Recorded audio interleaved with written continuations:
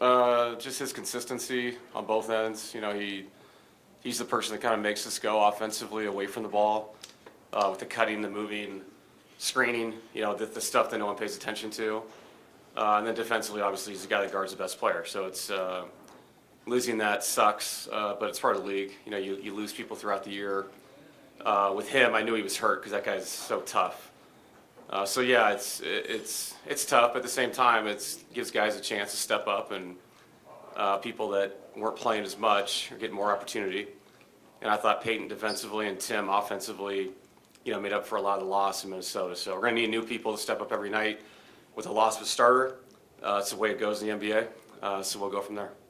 When you're looking at filling that spot in the starting lineup, how much of sort of the domino effect on the second unit kind of comes into play when you kind of make those decisions on a game-to-game basis? Yeah, I didn't want to start Tim, to be honest, but it just made sense, just the way they guard, and you have to have shooting on the weak side against their team.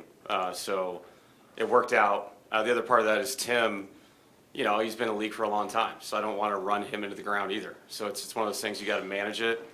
You know, with Cam most likely back tonight, that puts Tim back with that unit, and which is a good thing to your point, because Tim, Bruce, Jonas, you know, they've had a really good thing going. So we want to keep that going, but it's at the same time, I can't sacrifice trying to win the game. So you're just trying to find the best unit possible while being smart with the minutes for the veteran guys. Is it going to be Peyton filling in at the kind of the defensive role that you want to that starting unit, or is it going to fluctuate? It's going to be Peyton for right now, you know, and I think he's embraced it. I thought he did a good job in Minnesota. You know, with him and Spencer both taking the challenge of Anthony. And then, like I said, in Minnesota, it's also a team thing behind them. But Peyton has special abilities with his length, his contests. And then beyond that, just as a weak side defender. So it makes sense. I think he complements the starting unit, especially with Cam back. It makes sense for Peyton to be the guy that stays in there. So we'll see how it goes.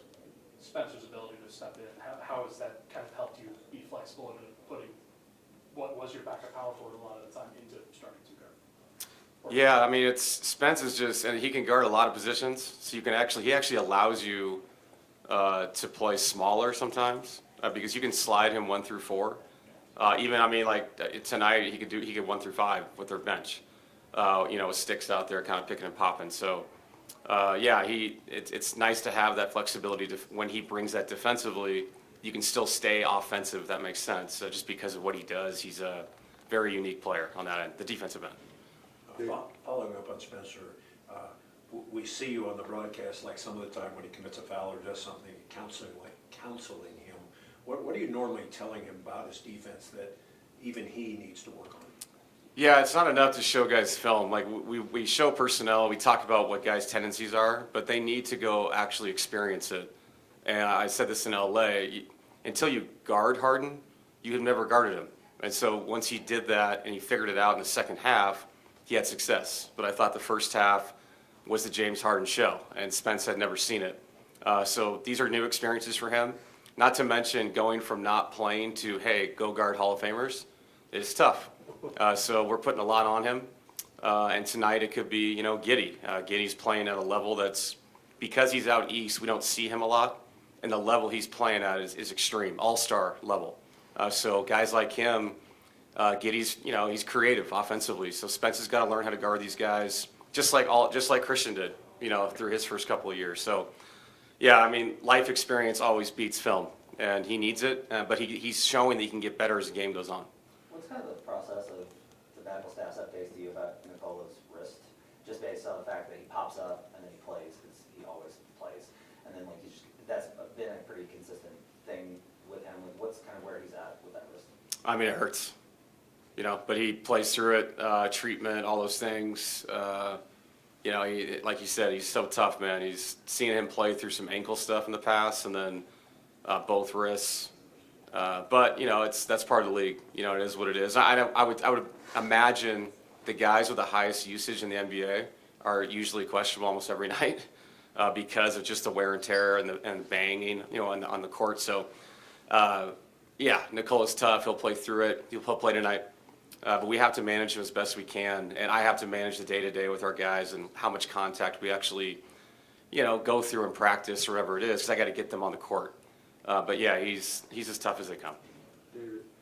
I don't know if anybody in market has asked something similar, so forgive me, but Jay Reddick was asked the other night about what the biggest challenge is in playing defense in the league now. I just wonder your thoughts on that. Yeah, I just think there's just so many skilled players all the time on the court at once. You know, I think you used to be able to really load up on certain people, and now there's teams that they just don't give you anybody. And so because of that, creativity matters. You got to change things up. You can't show the same thing all the time. If you do, you know, you're just asking for a team that has time to prepare for your defensive schemes to really take it at you. So, yeah, it's tough. Like I said, I just don't remember the league being this talented with the shooting, the ball handling at all these positions. I mean, tonight their center shooting 44% from three. I coach Vooch in Orlando. That guy's as skilled as a guard. And so you have to show him different things. When he picks and pops, we can't show him the same defense every time, or you're in trouble. These guys are too good. So it's not comparing generations. It just is what it is. These guys can all handle and shoot. Makes the game tougher. The amount of three-point shooting makes the court feel so big defensively.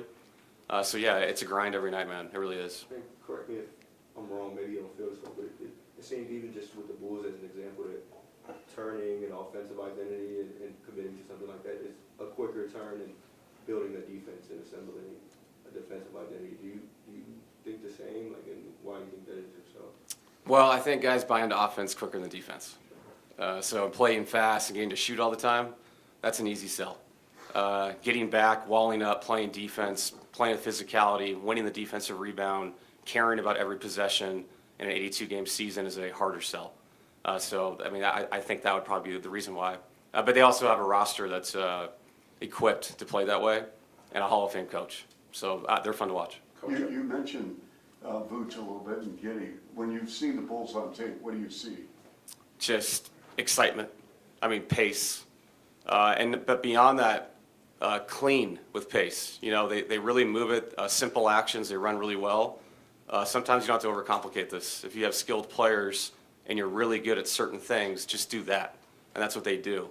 And I have great respect for Vooch. Great human being. I've been around him for a year in Orlando. You know, multiple-time All-Star. And then what Giddey's done, that trade seems like it's really working out for both teams. Giddey's been incredible. And to Coach Donovan's credit, he's created an offense that is for Giddey. It is for his skill set. And that's what coaches are supposed to do, and that's why he's won a lot of games. Last one, Marlo. Yeah, I was just curious about the video thing. Chicago was able to beat the Nuggets twice last year and scored 129 each game. Would you ever go back to that video and look at any of that, or is it just looking at current Bulls video? No, we did. You did? Yeah. They embarrassed us last year. We scored a lot, but we sure as hell didn't guard. So we have to guard a lot better than that if we want to win the game tonight. Yeah. Thanks, guys. Appreciate it.